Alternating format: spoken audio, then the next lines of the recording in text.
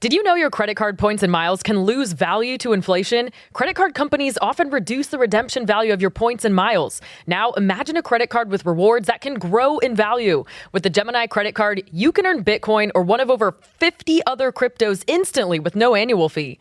Every swipe at the store or gas pump earns you instant rewards deposited straight to your account. Plus, sign up now for a $200 Bitcoin bonus to kickstart your rewards. Visit Gemini.com/card today. Check out the link in the description for more information on rates and fees. Again, if you're looking to invest in Bitcoin but don't know where to start, the Gemini credit card makes it easy.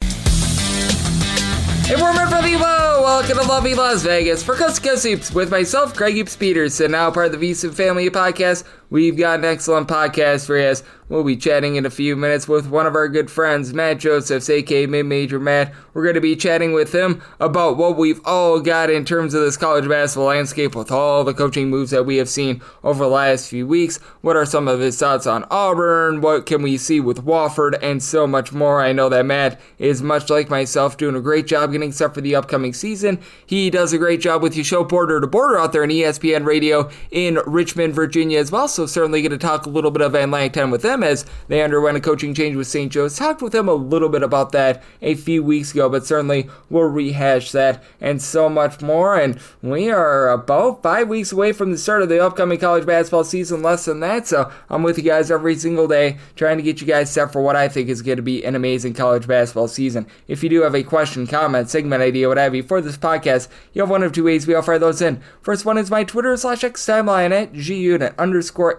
Keep in mind, letters EM, the email does not matter, so per usual, please do send these into the timeline. And the other way is find an Apple Podcast review. If you rate this podcast 5 stars, it is very much appreciated. From there, you're able to fire in whatever you'd like to hear on this podcast via that 5-star review. While I did not get in any Twitter / X questions today, everything is powered by EdgeBoost. EdgeBoost is making sure that bettors are able to have access to their funds whenever and wherever. With EdgeBoost, you get cashback rewards as you utilize it. And when you go to edgeboost.bet, put in that promo code of Greg, G-R-E-G. That gets you a dollar for dollar match on your first deposit up to $25. Now let's chat it up with our good friend Matt. He does a great job with the Prop Queen website and the podcast with Ariel Epstein. He does a great job over at ESPN Radio in Richmond. I know he's doing a lot on the college football front. Does a great job with his baseball props as well. And you're able to follow him on the old Twitter / X at Mid-Major Matt.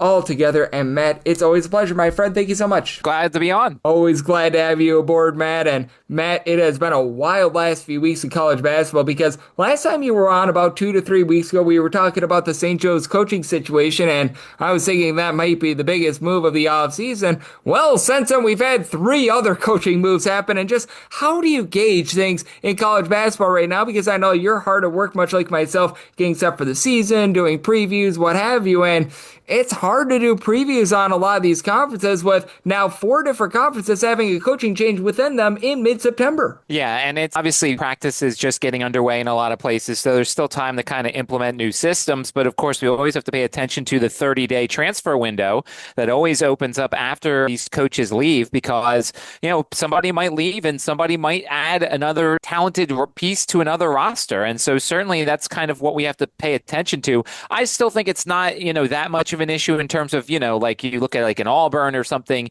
you know, in terms of I think there's going to be roster continuity here. But like it was like last year when Tony Bennett left a lot closer to the season, then I think I'd be worried a little bit more. Yep, exactly. And I do think that for some of these teams, there's a little bit of upside. Certainly the one that I feel worse about is the Cal State Bakersfield situation, because when you're dealing with things like trafficking and things like that, my gosh, that is just not something that you want to be diving in on. That's not something that you want to have as a part of your program, what have you. And out of the 4 situations, how do you take a look at all 4? Because each one is very, very unique. And I feel like with Wofford and Cal State Bakersfield, those seem to be very, very toxic. Whereas with Auburn, it's a passing of the torch from father to son. And with St. Joe's, I actually feel like in terms of X's and O's, that's not too much of a downgrade at all and might actually be an upgrade. Well, and Wofford, you have to pay attention to the roster because the roster was not happy that Dwight Perry lost his job. And so if you have kids that are already unhappy and they threaten to leave and we're now close close to the season and you don't have enough players to play, or you have to go find walk-ons and everything, then that's a massive issue when it comes to what's going on at Wofford. And obviously, we've talked about the St. Joe situation. I mean, I kind of agree. Billy Lange wasn't exactly doing a lot. They didn't lose anything so far in the transfer portal, so that's good for a St. Joe team that, Deuce Jones obviously was a huge get, bringing him over from LaSalle. And then, yeah, I mean, Auburn, it's just kind of interesting because I don't think anybody really, really, really wanted to see his son get the job, but they did it so close to the season that nobody else really wanted to go. And I feel like this was kind of orchestrated somewhat because it's his son that's involved. But yeah, each of these situations are really different. But so far, from what we could tell, the transfer portal has been quiet for a lot of them. Yep, it certainly has been. And I've not really seen any transfers from any of those four programs. I think that the Bakersfield situation is interesting. And you mentioned it with Wofford as well, because the SoCon just suffered a lot of moving pieces in the offseason. Like Chattanooga is going to be a pretty new look team. I personally am very much in on Furman because they retain much of their roster. But how do you take a look at this SoCon with so many teams having to just replace so many different pieces? Because I thought that Wofford could be a top 2, top 3 team. Now I'm very bearish about them with the coaching move. I think you have to take them out of it for now. And there'll be a team that I will potentially fade early on this season, because if you've got unhappy kids, I understand that the guy they brought on is, somebody that they probably potentially like, and who knows, but this is a roster that has some players that know what they want, and they want Dwight Perry. And so to me, this is one of those things where you have to pay attention to the headlines as we get closer to the season. How are the kids doing? How are the practices going? Is there still some discontent? So I feel like this is a situation we have to watch early. And then if things don't change and things still seem unhappy, then this is a team you're going to fade really early in the season. Yep, it certainly is going to be. And I think that it is so unique with all these situations, because I do think that a lot of people assume when you have a coaching change like the four that we've got, that you just automatically fade those teams. But there have been some instances where coaching moves have not been the world's worst. Like Texas State a few years ago had one. Wichita State very famously with Greg Marshall and that departure, they made the NCAA tournament that season. And I don't think that just because you have a coaching change, it's an end-all be-all. But certainly there are some moves that are much more, shall we say, toxic than others. Oh, yeah, that's for sure. I'll go to my area. Certainly Virginia bringing Ryan Odom in, I think, we've seen that this roster is completely different from what a Tony Bennett roster would be. And I think it's going to be pretty successful for the Cavaliers. And then I also look at a team like VCU, who brings in a Phil Martelli Jr. and Coach Martelli Jr. brings in some of his guys from Bryant. And I think this is a team that's going to have a lot of talent. We just saw the Atlantic 10 media poll came out, and VCU was picked to win by 1 point over St. Louis. So that top of the conference is going to be a lot of fun to watch. But yeah, in my area in Virginia, there's a couple of coaching changes that I think worked out for the better. Yep, exactly. And I'm so glad that you bring up Virginia and how they're going to be looking, because I just did my ACC conference preview, and I think Virginia could be a top 4, top 5 team. They are going to be very much new look. So if you're banking on totals of like 120 out there with Virginia, I think that you should be looking the other way on those. But I do think that with bringing in Coach Odom, this is going to be a rock solid team right away. And in an ACC where there's a big giant middle, I could see Virginia being one of those teams that ascends and perhaps becomes a top 25 team. Yeah, I definitely think they're a tournament team if they all figure it out. The players they brought over, there's a lot more scoring on this roster. No longer are they going to have to win a 65-58 type of game with a roster that's more capable of scoring the 58 than the 65. This is a team that's going to regularly get into the 70s and the 80s, and I'm wondering how the books will price their first game of the season. Obviously they're up on this stuff as much as we are, but if we somehow do get a little bit of a lower total, I don't think they're going to be as good defensively. Certainly not as good as a Tony Bennett defensive team, but I also think they're going to score a lot. So this team could trend more to the over, especially if these numbers are in the low 140s, early on in the season. Yep, and I do think that this is going to be a really interesting ACC this season, as well as Matt Josephs, aka Mid-Major Matt, is joining me right here on Coast to Coast Hoops, because I know you're a guy that you have some ties to Syracuse, and they're a team that I think is so interesting for the upcoming season, because with Coach Autry, this is really sort of a do or die year. From years number 1 and 2 at Syracuse weren't necessarily the best, but I feel like this is a roster that is set up for success. Bringing in Nathan George, who is one of the top facilitators in the ACC, is solid. You still have J.J. Starlin out there, and bringing in George means that he doesn't have to have the ball in his hands quite so much. Getting a great three-point shooter, Nate Kings, a clean bill of health for Donnie Freeman. I know that the depth might be a little bit of an issue, but you also bring in Carmelo Anthony's son as well, and you'd have to think that there might be a little bit of something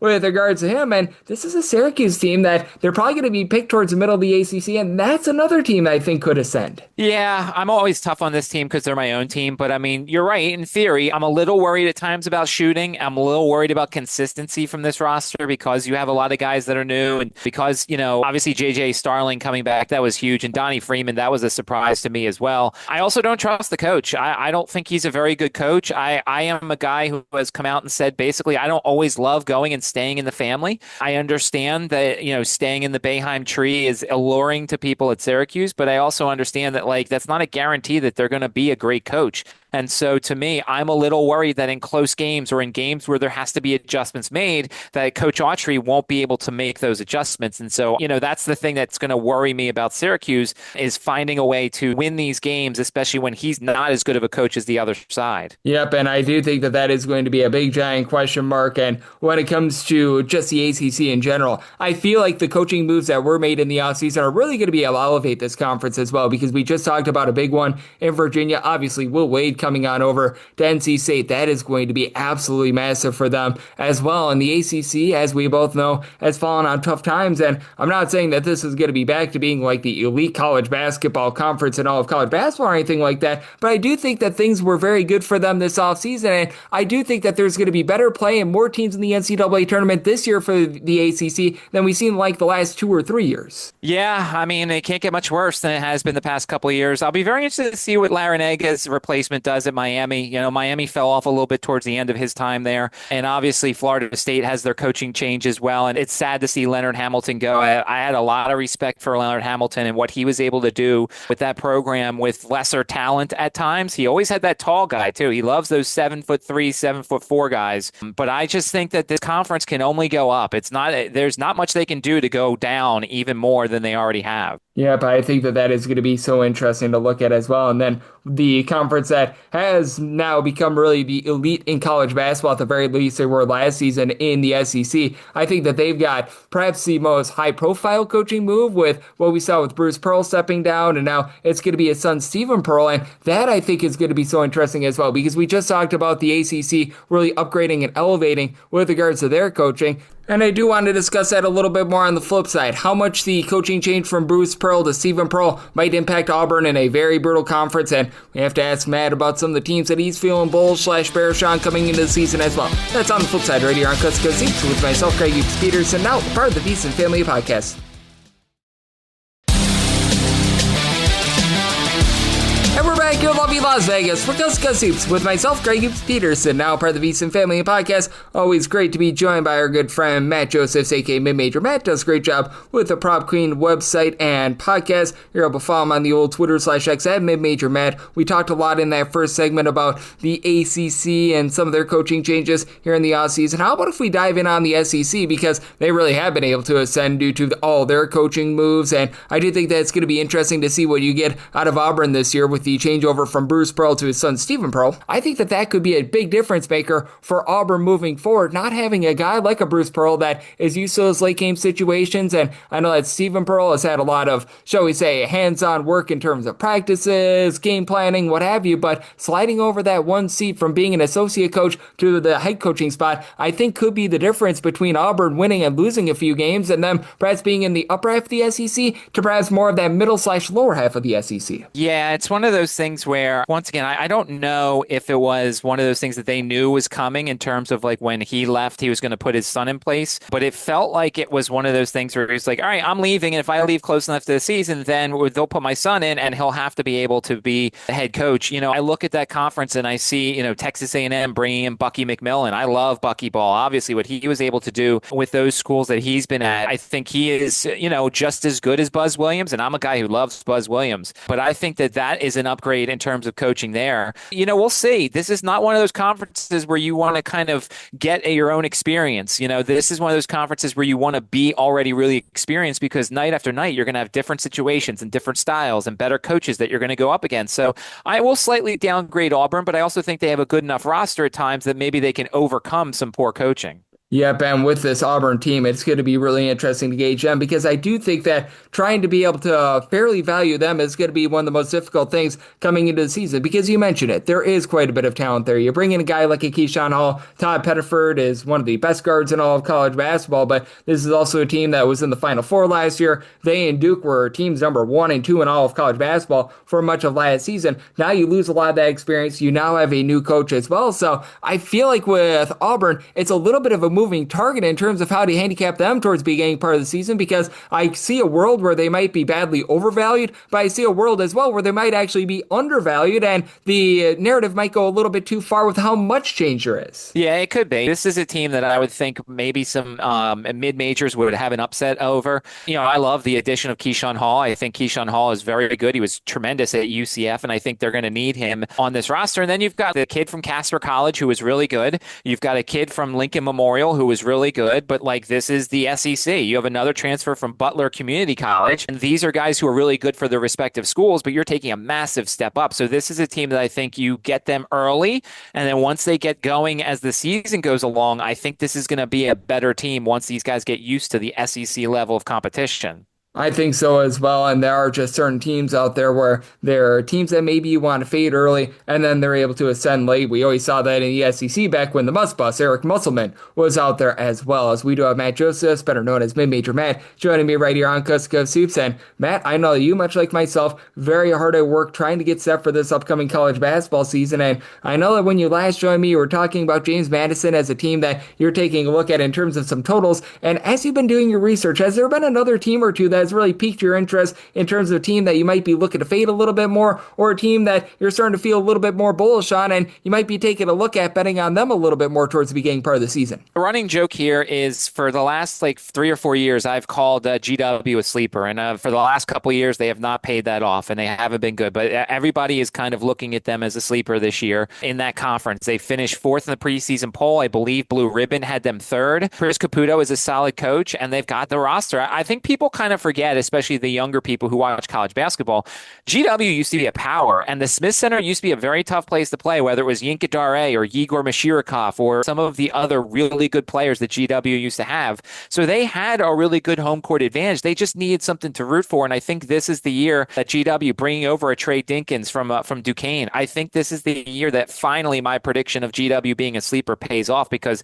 I just feel like this is a team that has the proper amount of talent. They're going to play a little bit of defense this year, and I think that the GW is a sleeper in the Atlantic 10. And look, I go to my other old reliable in terms of Toledo. I think Toledo could be really interesting. Early on, this is a roster that has a lot of new players, a lot of guys coming from a bunch of different places. Central Michigan transfers on here. They do have a nice start when you have a Sonny Wilson on there who comes back from last year. I think he's going to improve. But I think once we get to kind of December and January, my Toledo team total overs, or at least Toledo game overs, are going to come into play, because we know Todd Kowalczyk is such a good coach when it comes to coaching offense.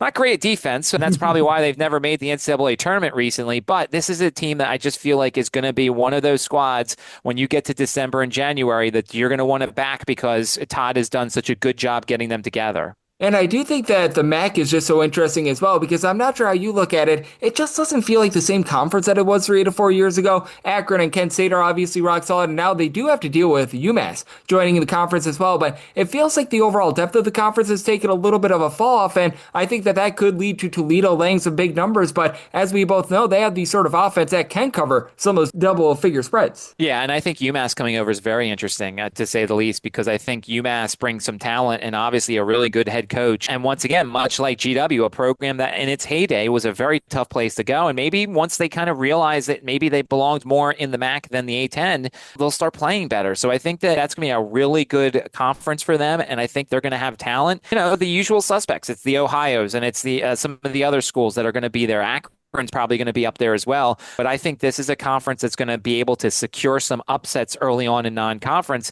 and make things interesting once we start getting to conference play in December and January. Oh, I think so as well. And I think that it's going to be an amazing college basketball season. Matt, I know you're hard at work getting set for it all, but in the meantime, you're doing a great job taking a look at the baseball front. You're doing a great job on college football as well. So love to get people at home know what's all on tap for you and how people can follow along on social media and other platforms. Yeah, at Mid-Major Matt on Twitter. I post all my plays. They're all tracked on the Action Network app, so there's no questions as to the legitimacy of records and things like that. But certainly I like to focus in on the under looked at markets, much like the group of five in college football, the mid majors in college basketball. I like my K props and all sorts of different pitcher props and NFL props when it comes to that sort of thing. I think that there's some value in some of those markets that maybe the books don't look at as much. Make sure to tweet me at Mid-Major Matt, ask me questions, because I know Greg gets a lot of questions at times that he can't answer. And we all have the same goal. We all want to beat the books, and just really looking forward to this upcoming season. Oh, it is going to be an amazing season. There's going to be a lot of hoopla. We've already seen a lot of hoopla here in the off season, so I do think that that's going to create for a lot of fun here in this 2025-26 campaign, and I know that Matt, much like myself, is ready for it all. So big thanks to Matt for joining me on Coast to Coast Hoops, now part of the VSiN Family Podcast. And if you do like hearing from this fine podcast, Coast to Coast Hoops, you're able to subscribe wherever your podcasts, Apple Podcasts, Google Play, Spotify, Stitcher, and TuneIn.